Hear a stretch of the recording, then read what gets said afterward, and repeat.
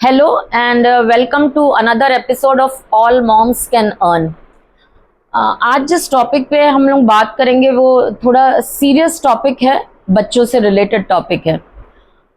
हमारे यहाँ जब एक न्यू मेहमान आता है, छोटा बच्चा आता है, तो एक बहुत ही वेलकम मूवमेंट रहता है हमारे यहाँ। और उसके बाद पूरे फैमिली की जो जिंदगी है वो उस बच्चे के इर्द गिर्द ही घूमने लगती है।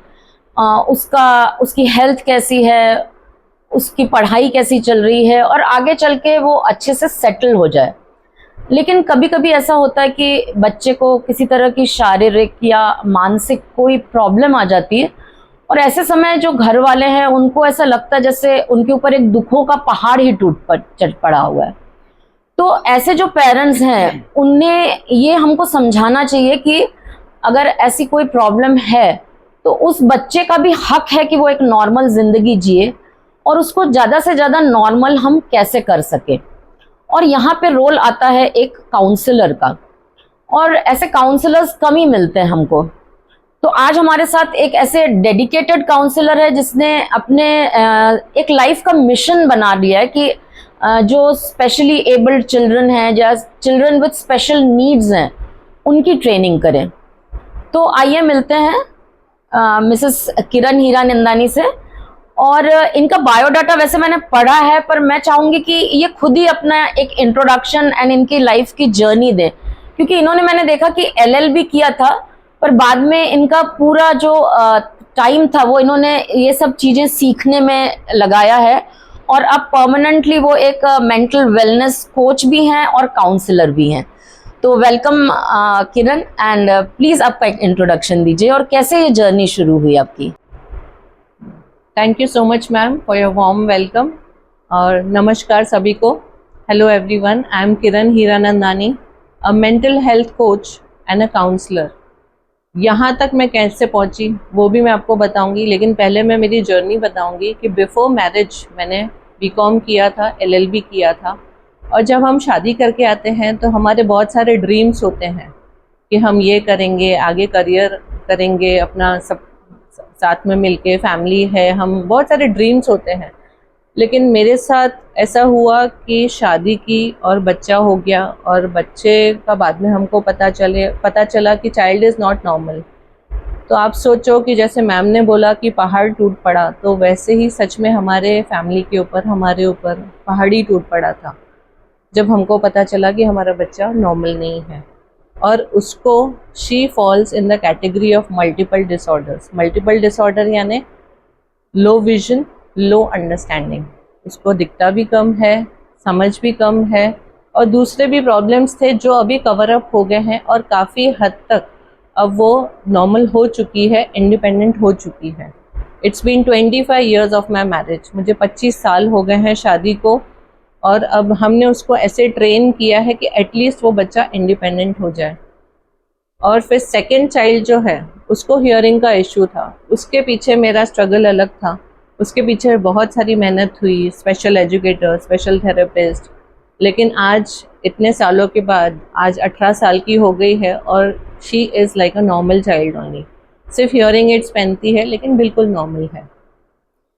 तो मतलब जैसे जो अपन बोल रहे हैं कि चिल्ड्रन विद स्पेशल एबिलिटीज या स्पेशल नीड्स जो हैं, तो किस किस तरह के प्रॉब्लम्स रहते हैं उनमें?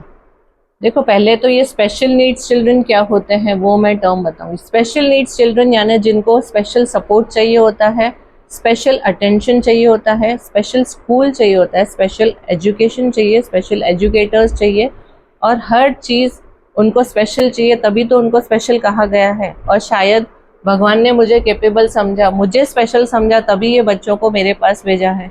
और उसी दिन मैंने सोच लिया था कि कुछ ना कुछ तो है, rather than crying and cribbing on these things, why this happened with me, मेरे साथ ऐसा क्यों हुआ।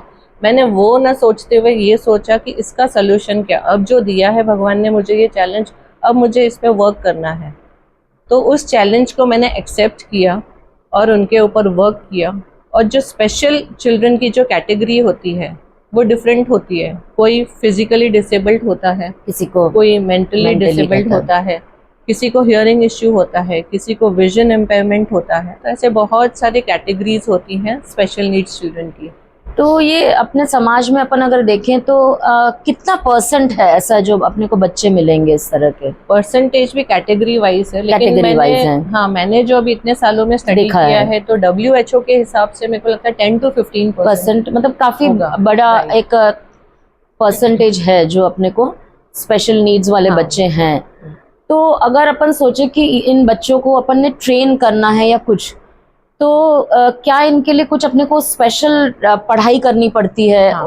उसकी समझ डेवलप करनी पड़ती है? हाँ, तो हम वो क्या parents रहता को- है, किस तरह का रहता है वो? राइट, तो हम पेरेंट्स को भी ट्रेनिंग लेनी पड़ती है, क्योंकि उस बच्चे को, अब जैसे बच्चा ब्लाइंड है तो ब्लाइंड को हमको कैसे सिखाना है, तो उसकी हमको ट्रेनिंग लेनी खुद पड़ती से ही है। अपने को पूरा सीखना हाँ। पड़ेगा। और बच्चा अगर हियरिंग इम्पेयर्ड है तो हमको special educators, speech therapist, language development therapist, इन सब से हमको लैंग्वेजेस सीखनी पड़ती है। अगर मल्टीपल डिसऑर्डर्स है, जिसको ब्रेन डिसऑर्डर्स होते हैं, जिनको मेंटल डिसऑर्डर्स होते हैं, उनके लिए हमको ऑक्यूपेशनल थेरेपिस्ट लगते हैं, ताकि वो बच्चे का कॉग्निशन समझ सके, उसकी अंडरस्टैंडिंग, उसके बिहेवियर इश्यूज भी बहुत होते हैं। ये बच्चे जो होते हैं ना, इनको इनिशियली इनका ब्रेन इतना डिस्टर्ब होता है कि इनको हम कंट्रोल नहीं कर पाते हैं। वो कंटिन्यूस एक जगह पे बैठ ही नहीं सकते हैं, वो सिर्फ घूमते रहते हैं, रेस्टलेस होते हैं, क्योंकि उनका ब्रेन डिस्टर्ब है। लोगों को लगता है कि नहीं, ये क्यों ऐसा कर रहा है, हाइपर एक्टिव लोग बोलते हैं इतने उनको। हाइपर होते हैं, हाइपर एक्टिव लेकिन वो बच्चा खुद मजबूर है, क्योंकि उसके ब्रेन में क्या चल रहा है उसको ही नहीं मालूम है। तो हमको बहुत समझना पड़ता है, बहुत मेडिकेशंस करनी पड़ती है, और बच्चों को एपिलेप्टिक अटैक्स भी आते हैं, जिनको तो उनके fits हर आते छोटी हैं। चीज के बारे में अपने को स्टडी करना पड़ेगा पहले हर चीज कि में। हाँ। और जो ये पेरेंट्स है, जैसे आप जिनसे मिलती हैं, हाँ। तो जैसे अब आपको मैं देख रही हूँ, आपने काफी इससे एक्सेप्ट की हुई है चीजें। हाँ, तो अदरवाइज कैसा रहता है सोसाइटी में, पेरेंट्स का एक्सेप्टेंस कैसा है ऐसे बच्चों के लिए? एक्सेप्टेंस आता नहीं है, it's not easy to accept, नहीं क्योंकि आता है। बहुत हद तक मैंने देखा है कि पेरेंट्स एक्सेप्ट ही नहीं करते हैं कि बच्चा हमारा नॉर्मल नहीं है। मैंने जो इतने सालों में देखा है, और क्योंकि मैं थेरेपी सेंटर्स जाती थी, मुंबई में जाती थी, और बहुत सारी जगह पे मैं घूमी हूँ डॉक्टर्स के यहाँ, तो उनमें ना वो एक्सेप्टेंस ही नहीं कि मेरा बच्चा ऐसा है कि स्पेशल नीड्स चाइल्ड है, और उसके अलग चीज लगने वाली कुछ ब्रेन इसको। की कैपेसिटी नहीं है, उसकी कैपेबिलिटी नहीं है। वो एक्सपेक्ट करते हैं कि ये बिल्कुल नॉर्मल हो जाए, ये चलेगा, ये बोलेगा, ये पढ़ेगा, तो वो पढ़ ही नहीं सकता, क्योंकि उसका ब्रेन का लेवल ही नहीं है ना। तो वो हम लोग में पेरेंट्स, एज अ पेरेंट, हमें जब तक एक्सेप्टेंस नहीं आएगा तो वो तो उसके बहुत लिए difficult पेरेंट्स की भी रहेगा। काफी काउंसलिंग लगती होंगी कि वो एक्सेप्ट करें कि हाँ। ये लिमिट है, यहाँ तक हम अपने बच्चे को सिखा सकेंगे। राइट, उसका उसके उतना ही ऊपर- पोटेंशियल है, उसके लेकिन ऊपर। हम बोलेंगे कि नहीं, उसको एकेडमिकली फर्स्ट आना चाहिए, या उसने इतनी मार्क्स लाना चाहिए, नहीं कर वो सकते हम। एकेडमिकली अगर जिसको, देखो, जिसको ब्रेन का प्रॉब्लम है, ब्रेन डिसऑर्डर है, तो वो तो वहां तक पहुंच ही नहीं सकता। एटलीस्ट वो बच्चा इंडिपेंडेंट हो जाए, वही हमारे लिए तो बहुत अगर पेरेंट्स समझ जाए कि हमारे बच्चे को ये प्रॉब्लम है और उसकी ये लिमिट है, हाँ। इस लिमिट तक हमने उसको अगर इंडिपेंडेंट बना दिया या कुछ कर पा रहा है, तो वो हमने अचीव कर लिया। Right. ये समझना बहुत ज्यादा उनकी जरूरी जो है। डेली एक्टिविटीज होती है ना, ADLs जिसको हम बोलते हैं, तो वो कर डेली ले वो। लिविंग एक्टिविटीज जो होती है, उनको हमको वो सिखाना होता है, वो कर क्योंकि लेना उस चाहिए, बच्चे को तो खाना खाना भी नहीं आता है ना, तो हमको वो जीरो से सिखाना पड़ता है। नॉर्मल बच्चा देख के बहुत सीख लेता है, लेकिन जो एबनॉर्मल होता है, जो नॉर्मल नहीं है, जो हमारे लिए स्पेशल है, उसको नहीं मालूम कि कैसे खाते हैं, कैसा करते हैं, तो हमको उनको हर चीज के लिए ट्रेनिंग देनी पड़ती है। पर ये करते आती ट्रेनिंग। हाँ, ट्रेनिंग होती है, लेकिन हमको बस पेशेंस चाहिए, Patience क्योंकि उस होना। बच्चे को हमको एक बार नहीं 100 बार बोलना पड़ता है, 1000 बार बोलना पड़ता है, तब जाके वो बच्चा सीखता है। मतलब गुस्सा नहीं होना चाहिए जो लोग ये ट्रेन कर रहे हैं, बहुत patience. Patience as a parent, also as a therapist, counsellor, हमको बहुत पेशेंस रखना पड़ता है। और समझो जैसे पेरेंट्स हैं, अगर उन्होंने कुछ हद तक ये एक्सेप्ट की हुई चीजें, तो सोसाइटी में क्या प्रॉब्लम्स आते हैं ऐसे बच्चों को? जैसे अपन देखते हैं कि भाई वो एबनॉर्मल है, मत खेलो उसके संग, सोसाइटी ऐसा में जो एक्सेप्टेंस नहीं होता है, नहीं बच्चों होता को। है। क्योंकि आप सोचो कि जो नॉर्मल बच्चे खेल रहे हैं और एक बच्चा नॉर्मल नहीं है, तो वो क्यों खेलेंगे और वो क्यों इतनी मेहनत करेंगे उसको सिखाने में? तो एज अ पेरेंट हमको उसको सिखाना पड़ता है, हमको उसको इन्वॉल्व करना पड़ता है। तो मेरा तो यही था कि मेरी बच्ची कैसी भी थी, मैं उसको हर जगह लेके जाती थी।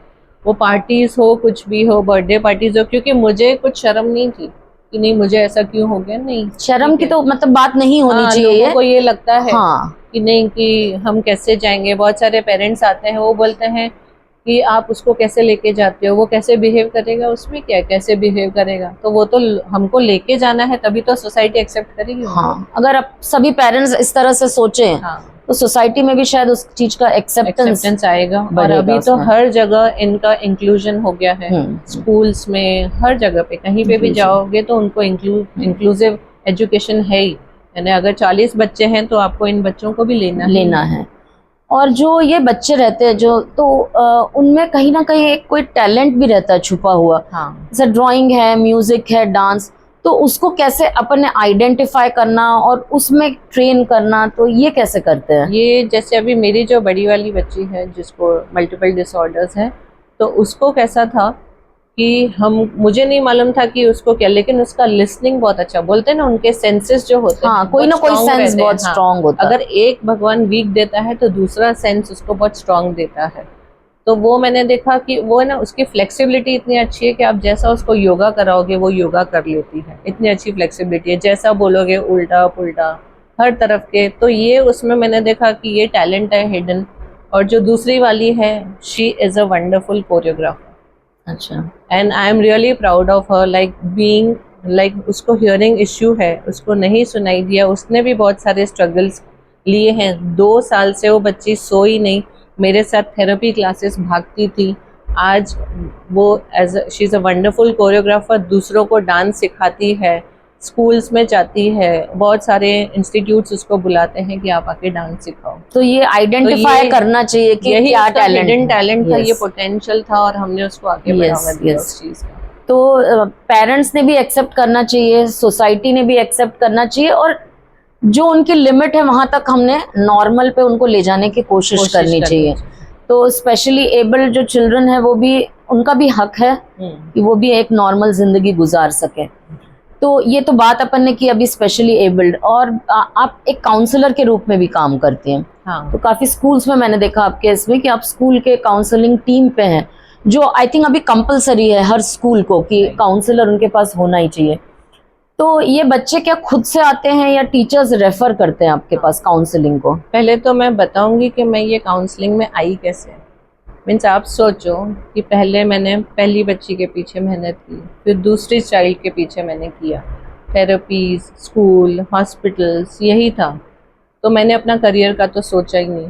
लेकिन कोरोना जो बहुत ही दुखदायक पीरियड था, कभी कभी उसमें बोलते हैं ना कि everything has pros and cons, तो मेरे लिए उसमें एक बून पीरियड आया, क्योंकि मैं अपने बच्चों को छोड़ के बाहर जा नहीं सकती थी। तो मैंने ऑनलाइन एजुकेशन लिया। मैंने 3 साल, वो मेरे को जुनून चढ़ गया था पढ़ने का। एक कोर्स पहले पॉजिटिव साइकोलॉजी किया, फिर CBT किया, cognitive behaviour therapy, then rational emotive behaviour therapy, ऐसे 4-4 महीने के ऐसे बहुत सारे कोर्सेज करती गई। सुबह को 5 बजे उठना, बच्चे उठे उससे पहले मेरी पढ़ाई हो जाए, मेरे क्लासेस हो जाए, इवनिंग में क्लासेस अटेंड करना, और घर पे ही बैठे थे तो मुझे पढ़ने का मौका मिल गया। तो ऐसे कोर्सेज करते करते आखिर डिप्लोमा भी कर लिया मैंने उसमें, इंटरनेशनली सर्टिफाइड हो गई। फिर मेरे मेंटर्स ने बोला कि like what do you want to do in life, आपका मिशन क्या है लाइफ में। तो मैंने उनको बोला कि मैं इतने सालों से NGO से कनेक्टेड हूँ, मैं रोटरी, इनर व्हील और इन सब से कनेक्टेड हूँ, तो मेरा एक ही मिशन था कि मैं ओल्ड एज होम, ऑर्फनेजेस तक कैसे पहुँचूँ और मैं लोगों को कैसे हेल्प करूँ। तो उन्होंने बोला कि बस अब तुमने इतना सब अचीव कर लिया है, now start helping, but start helping and be a professional way में आप वर्क करो। तो मैंने उनको बोला कि नहीं मेरे पास एक्सपीरियंस नहीं है। तो उन्होंने बोला कि आपके पास 25 साल का एक्सपीरियंस है बच्चों को बड़ा करने का, इन दोनों का, और क्या चाहिए। कि लोग सिर्फ थियोरेटिकल नॉलेज लेके आते हैं, लेकिन आपके पास तो एक्सपीरियंस है। फिर मुझे लगा कि नहीं, उन्होंने बोला कि नहीं, उन्होंने एक पुश दिया, जैसे आप अभी सबको पुश दे रहे हैं, वही अपना एम भी है। हाँ, कि आप सबको, सब लेडीज को पुश दे रहे हैं कि वो आगे बढ़े, वैसे ही मेरे मेंटर्स ने मुझे पुश दिया कि कैसे आपको आगे बढ़ना है और इसको आपको कैसे लाइन अप करना है। धीरे धीरे मैंने काउंसलिंग स्टार्ट किया, घर पे स्टार्ट किया, फिर मुझे कॉलेजेस, इंस्टीट्यूशंस, इसमें जाना, जो भी सोशल क्लब्स हैं सब में जाने का मैं मौका। सेमिनार्स लीड करती हूँ सब जगह पे। फिर मुझे स्कूल से आया कि आप हमारे स्कूल में आके as a Counselor। Counsellor join करो। फिर मेरी पर्सनल प्रैक्टिस है, घर पे आते हैं लोग काउंसलिंग के लिए, तो ऐसे मेरी प्रैक्टिस शुरू हुई। तो अभी ये भी है कि देखो, लोग बोलते हैं ना कि इस उम्र में नहीं पढ़ते हैं, लेकिन I started studying at the age of 45। कोई भी एज कुछ सीखने के लिए शायद कोई भी एज नहीं हाँ, होती। Age is not the barrier for anything. आप 60 साल के भी हो गए, 70 साल के भी हो नई गए, चीजें सीख तो सकते आप हैं, नया सीखते रहेंगे और पढ़ते रहेंगे। और मेरी तो यही इच्छा है कि मैं आखिरी दम तक पढ़ती रहूंगी। I will always be a learner in life.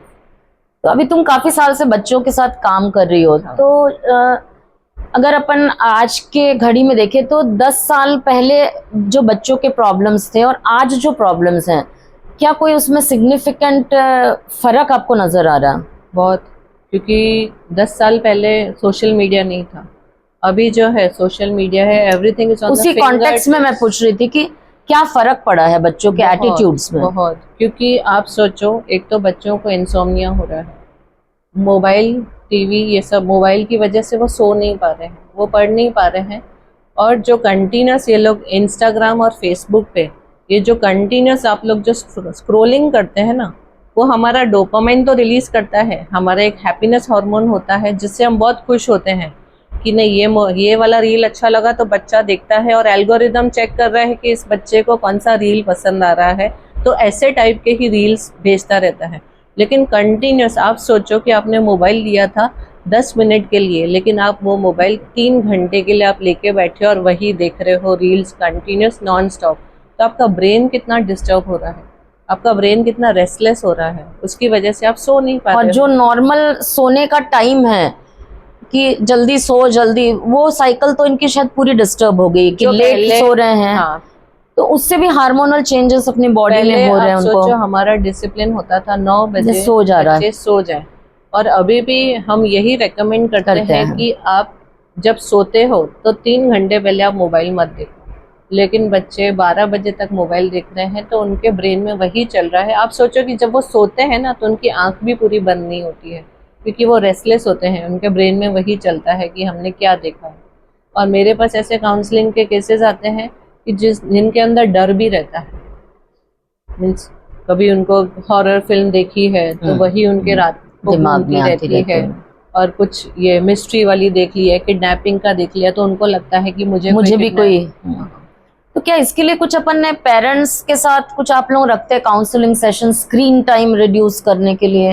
हाँ। या इस तरह का कुछ कर रहे हैं? अभी तो स्कूल में देखो, I am a child counsellor, I do counselling of children, मैं बच्चों की काउंसलिंग करती हूँ।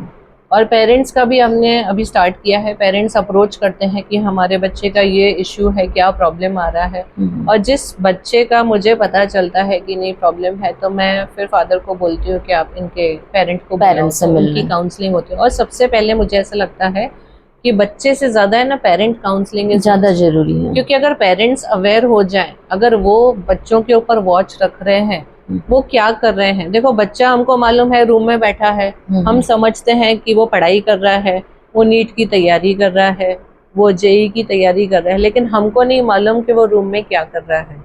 तो जो भी पढ़ाई करते हैं, हमको ऐसा लगता है कि नहीं हमारा बच्चा बहुत स्टूडियस है, लेकिन हमारा काम है एज अ पेरेंट उनके ऊपर वॉच रखना, क्योंकि अब कैसा है कि उनको बाहर नहीं जाना है, दुनिया उनके हाथ में है, वो सब हाथ में ही है, और वहीं से ही पता चलता है कि वो क्या करते हैं। कंटेंट पे भी कहीं ना कहीं कुछ वॉच रहना चाहिए, कंटेंट जो उसके ऊपर वो क्या देख रहे हैं। या अभी कई कंट्रीज में भी, ऑस्ट्रेलिया में बैन हो गया है सोशल मीडिया, तो कहीं ना कहीं कुछ लिमिट करने का शायद ट्राई करना चाहिए कि इंडिया में भी ऐसा हो जाए। कुछ एक फिक्स टाइमिंग होने चाहिए हमारे मोबाइल देखने के, 9 के बाद उन्होंने सब बंद कर देना चाहिए। और कुछ ऐसा दिख रहा है कि अभी की वायलेंस के लिए या डिप्रेशन है, सुसाइडल, इनमें भी काफी इंक्रीज अपन काफी टीनेजर्स में भी देख रहे हैं, तो उसका क्या रीजन अभी दिखता है अपने को? आप देखो कि टीनेजर्स जो होते हैं, there is a hormonal shift, जो प्यूबर्टी स्टेज होता है ना, उसमें एक हार्मोन्स चेंज होते हैं। तो पेरेंट्स को समझना चाहिए बच्चे को, क्योंकि बच्चा गुस्सा करेगा, एग्रेसिव होगा, टैंट्रम्स थ्रो करेगा और वो अपनी चलाएगा और आपको बैक आंसर्स भी देगा। लेकिन उस टाइम पे हमको उनको समझना है। जैसे हमको मेनोपॉजल स्टेज होता है। वो जो फेज होता है, तो हस्बैंड को कैसे बोला जाता है कि आप वाइफ का ध्यान रखो, इस टाइम पे वो चिड़चिड़े हार्मोनल चेंजेस हो गए, तो वैसे ही हार्मोनल चेंजेस बच्चों में होते हैं। तो उस टाइम पे अगर 2-3 साल अगर अपने बच्चों को संभाल लिया तो वो प्रॉपरली ट्रैक पे आ जाते हैं।